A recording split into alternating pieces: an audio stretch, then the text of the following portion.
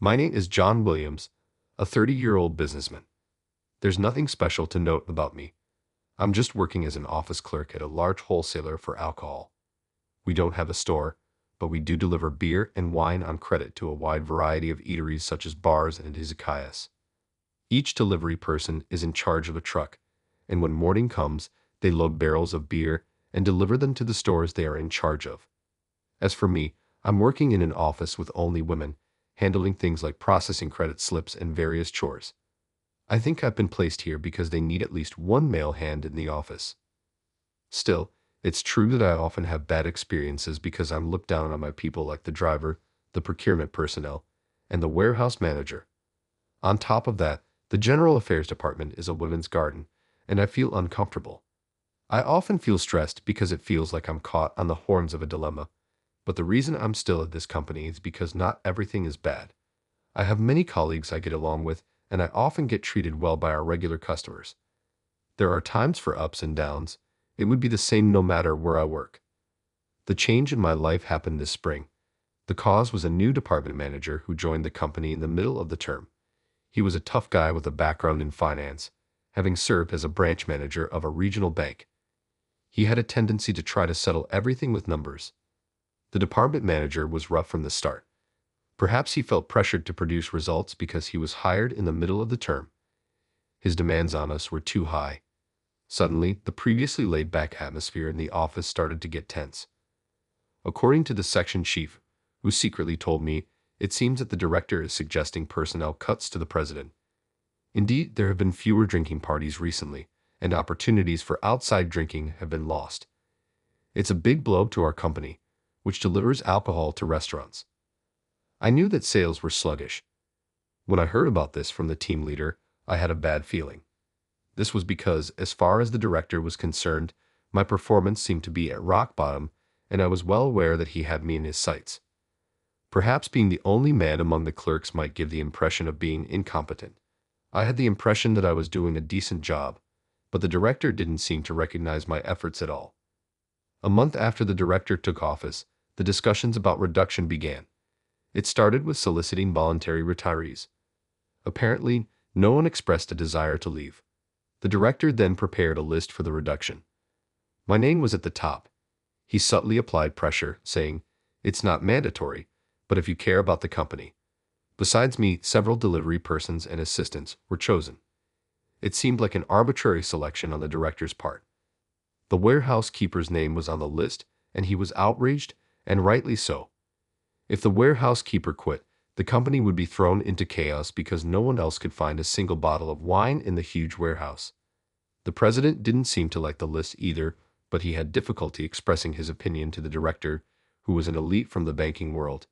Even those whose names were on the downsizing list didn't willingly apply to resign just because their names were there. The company atmosphere was like, let's ignore the list. But the director didn't like that. Salespeople are in the company during the day. During the day, the director's target was me, the only one left in the office. Even when he didn't have anything to do, he kept loitering around my desk and nitpicking. I sincerely wished he would just stay cooped up in his office. Are you doing only that job every day? You have tons of work because you're slow. The director would lean over my work and scold me in an unnecessarily loud voice. I guess he wanted everyone in the office to hear. Every day, the office atmosphere got worse because of his yelling, and the director blamed it on me. He said that the reason the employees' motivation isn't increasing is because I'm in the company. I was stunned to be told that. Being called incompetent and a burden to the company every day was really wearing me down. My stress was reaching its limit. I'm convinced that the reason I blacked out and collapsed while trying to get up from my chair at the office was due to the director. I don't remember anything after that, but apparently I was quickly rushed to the hospital by an ambulance. I heard from my colleagues that I had been unconscious and appeared to be suffering since I collapsed. It turns out stress was indeed the direct cause of my collapse. It was a result of a dreadful pattern of stress leading to insomnia and overwork.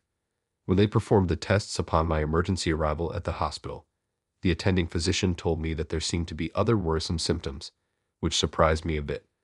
It turned out I would have to continue with further diagnostic tests. The results of these thorough tests revealed early-stage colon cancer.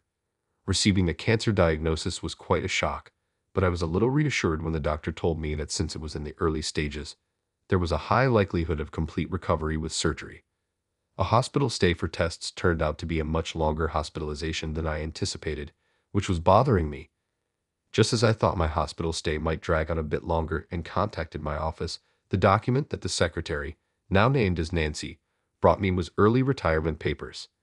She looked very apologetic as she handed them to me, saying she was told by the director to deliver them.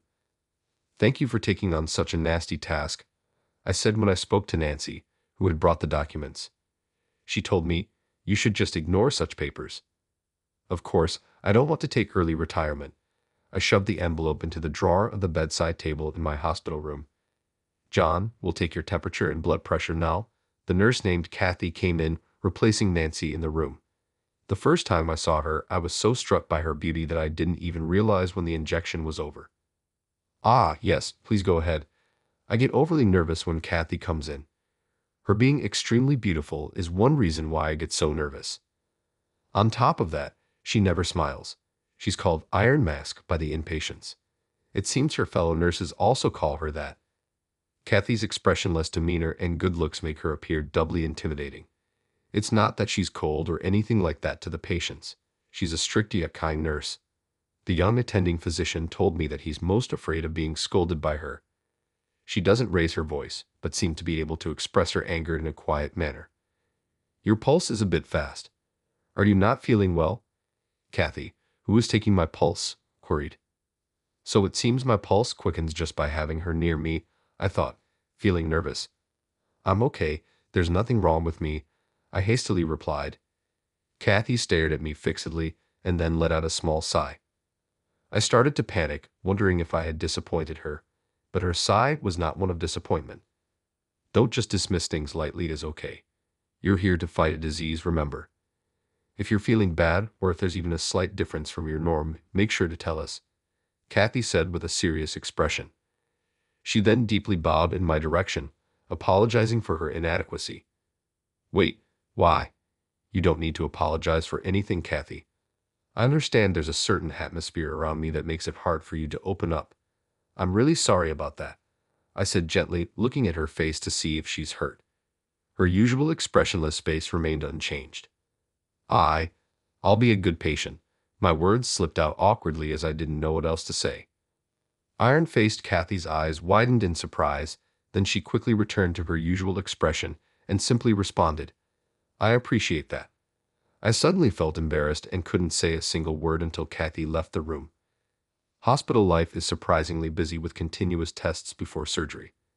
Today, I didn't return to my room until past 3:00 p.m.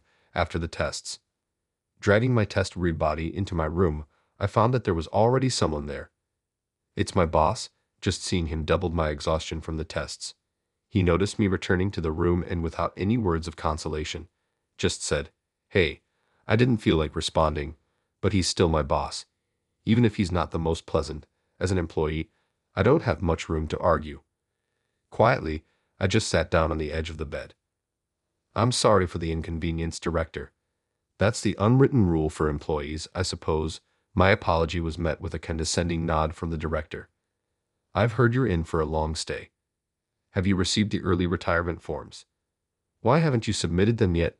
The company would be better off without dead weight like you." He spoke to me as though I were a child, which got under my skin. I must have let my irritation show, I thought. The director gave a nasty grin. He was trying to rile me up. I knew that, but his attitude was hard to stomach. "You came all this way to tell me that. I'm sorry for the trouble, but I have no intention of retiring early." I tried to choose my words carefully, trying to stay as calm as possible. "Really?" I wanted to shout him down and send him packing.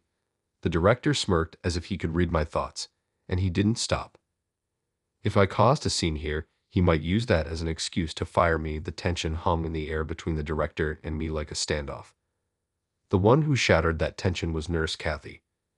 "Excuse me, I believe I asked you to call me with the nurse call button once you return from your tests. Have you forgotten?" The hospital room door burst open, and Nurse Kathy stood there, glancing back and forth between the director and me. "I'm sorry, but could you please leave the room?" Her voice was soft, but there was an undeniable authority in it. She shot the director a frosty stare, explaining, "He's tired from his tests." What a rude nurse to his superior. The director rose from his chair, glaring at Nurse Kathy, but she simply pointed to the door and repeated, "Please leave, boss. That doesn't matter here. This is a place where you follow the doctor's and nurse's instructions. You think being a boss works everywhere." The director's face turned beet red at that. It was like she'd called him out for flaunting his petty power. "How dare you? I'll remember your name." With a parting shot, the director stormed out of the room like he was running away. I listened to the receding footsteps, letting out a sigh of relief. "Would you like to lie down?" Kathy, as if nothing had happened, helped me comfortably lay down. After lying down, all the exhaustion came to me. "Why don't you take a nap until it's time for dinner?" As she suggested this, she pulled the blanket up to my shoulders. I couldn't help but feel a little shy. "Thank you. That man, he's a bit of a problematic boss. I appreciate you sending him away." As Kathy was about to leave the room, I called out to her. Slowly, she turned around. "It's my job, right?" Her flat tone delivered those words, but still, I wanted to say thank you. Upon hearing this, her hand, which was on the doorknob, stopped, and slowly she turned back towards me. Kathy looked at me with a strange expression. For a moment, I thought her feelings briefly showed on her face. Her face returned to its usual expressionless iron mask without saying anything more. She left the room. Fortunately, the surgery was successful, and I continued my treatment towards recovery. My body was at its limit due to stress. Even after the surgery, I was told to rest properly. During my lengthy hospital stay, I set a goal for myself, to see Kathy smile by the time I was discharged. I really wanted to see her smile. I also had a feeling that I wanted to grab her attention. Apparently, the director had visited the hospital several times after my surgery, but he never made it to my room. I was surprised to hear from another nurse that Kathy had turned him away every time. I was nothing but grateful to Kathy. I was attracted to her. All the strategies I came up with to see her smile ended in failure. Whether I prepared a horse mask or practiced magic tricks, everything was a bust. When I shared my Make Kathy Law project with other nurses, the news spread throughout the hospital. Getting advice from other patients, brainstorming strategies together, my hospital life quickly became more fulfilling. Yesterday, finally, a seemingly exasperated Kathy told me to focus on my treatment since I'm the patient. From then on, every time I tried to make her laugh, I got scolded with the same line. One day, as my discharge date was approaching, I got an urgent call on my cell phone from my colleague Laura. There had been a customer who was a regular complainer, making numerous complaints every day, causing work to be disrupted. Normally, I would be the one dealing with this customer. The complaints were usually about simple things like wrong order or late delivery. Nothing too serious, but this time, it seemed the customer was extremely angry because they received a different product than the one they ordered. I understand the situation, but I'm in the hospital. If you can't handle it, just escalate it to upper management. Let them deal with all of it, I advised. Normally, I could handle most complaints at my level, but this time, I'm afraid the bosses would have to step up. Laura said she would do that, and hung up. The complainer was a guy named Mr. Ferguson who ran a couple of bars and snack joints. He could be a bit tricky at times, but he wasn't unreasonable. As long as the first step in handling the complaint was correct, there shouldn't have been any problems. I've never experienced a complaint so severe that the phone didn't stop ringing for days. The day after Laura's call, my boss barged into my hospital room. He burst past the nurses who were trying to stop him, giving me quite a surprise. "Director, what's going on?" His forehead was covered in sweat, and his usually crisp suit looked somewhat worn out. "You've been handling that complainer and smoothing things over. It's your responsibility. Contact him and sort this out now." He tossed the company's cell phone at me, which made me feel exasperated. I did not pick up the company's cell phone, so the director kept yelling at me, saying that I should be grateful that a useless person like me could be of use. I was starting to worry about causing a disturbance in the hospital. Reluctantly, I picked up the company's cell phone. "Is it you again? This is a hospital. Please keep it down." Just as I was about to make the call, Kathy entered the room. The nurse who had initially tried to stop the boss had apparently fetched Kathy from another ward. She was stone cold, glaring at the director without flinching, with her imposing demeanor. The director was taken aback. I'm giving this good-for-nothing some work. Don't meddle with company affairs. You're just a nurse. Just as the boss's tirade was coming to an end, Kathy swiftly grabbed the company's cell phone from my hand. Then she shoved it into the director's chest pocket rather forcefully. From this moment, this room is off limits to visitors. Why don't you go back and do your own job? Kathy said as she pushed the boss out of the room and closed the door behind him. I heard a click as a sign was hung on the doorknob. It must be a no visitor sign. I could hear the director yelling outside the room. He made a ruckus for a while, but it seemed like he was escorted out by the security guards who came rushing in. In the end, from what I heard from another nurse, he was even begging her. Kathy, I did feel a bit sorry for him, but I think it served as a good lesson for the director. Afterwards, it appears that the director got more complaints from customers. While handling the complaint, in the end, our regular client, Mr. Ferguson, said he would switch to another liquor store, effectively terminating his contract with us. It was a major blow to the company. After a thorough investigation into the cause of the complaint, a revelation came to light. The director had rearranged the office on his own, and it seems a new and inexperienced worker had been put in charge of order reception with no one to assist. The newbie was left to handle everything on their own. That's when the mistakes at the reception started piling up and caused the complaint. There are so many types of alcohol that you can't count them all. Without an experienced receptionist, it's difficult to understand specific wine brands. Normally, an experienced office worker would be assisting the newbie, but the director jumped the gun with a reorganization for cost-cutting, causing chaos throughout the office and the entire company. When the cause of the huge loss to the company was reported to the CEO, his reputation took a nosedive. Now he's been labeled as incompetent despite being an elite, and seems to be finding it hard to stay in the company. What are you writing? Kathy, who came to change my IV drip, peered at my computer screen. I'm writing my own know-how on dealing with complaints. The method varies depending on the customer. Now that the director seems to have been assigned to handle complaints. The director, while retaining his title, has been told to take the lead in handling complaints. A colleague told me that he's been tormented every day by troublesome complainants. I think it would be a plus for both the customers and the company if I could contribute to handling complaints in any way. Are you going to aid the enemy? I get slightly embarrassed as she tells me this with a somewhat unresolved look. I'd rather see a smile on your face than that shocked look. In the end, I never got to see a smile on Kathy's face during my hospital stay. After a hospital life of over a month, I finally reached the day of my discharge. The attending physician and nurses who took care of me in the ward see me off at the hospital entrance. I'm about to get emotional as I even receive a bouquet of flowers as a discharge celebration. Kathy is also here among the people seeing me off, with her usual emotionless face. She stares at me. I've been in your care a lot, Kathy. When I stand in front of Kathy to express my gratitude, I end up witnessing something unbelievable. You did well, John. Congratulations on your discharge. With that, she softly flashes a smile as beautiful as a blossoming flower.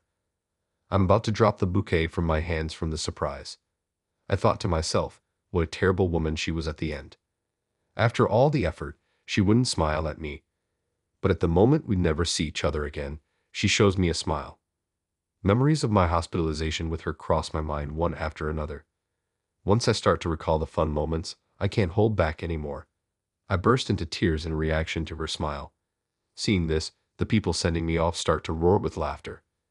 I'm so embarrassed, unable to hold myself back. I crouch down on the spot. Well, do not cry like that. People who work hard deserve a little reward. This is just a bonus. Kathy whispers this while gently patting my crushed back. A piece of notepaper, roughly inscribed with her familiar handwriting, has her cell phone number on it.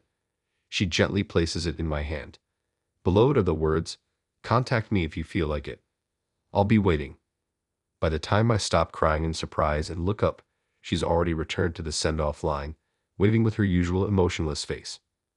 I wave back at everyone while expressing my thanks, then get into a taxi. In the moment I get in, I call Kathy's cell phone. You're impatient, aren't you? After 5 rings, she answers the phone with a soft chuckle. I hadn't thought about how to ask her out and can't find the words in my sudden panic. Will you date me with the intention of marriage? This was the first thing that came out. Even the taxi driver turns around in surprise. I'm so embarrassed I wish I could disappear into a hole. Isn't that a bit too hasty? But okay, perhaps I found the treasure of my life in a hospital, and I was too lucky. A few years later, I can't help but grin imagining her standing next to me in a white bridal dress. How did you enjoy today's story? Subscribe to the channel and give us likes. It gives us motivation for our production activities. We're also looking forward to hearing your comments.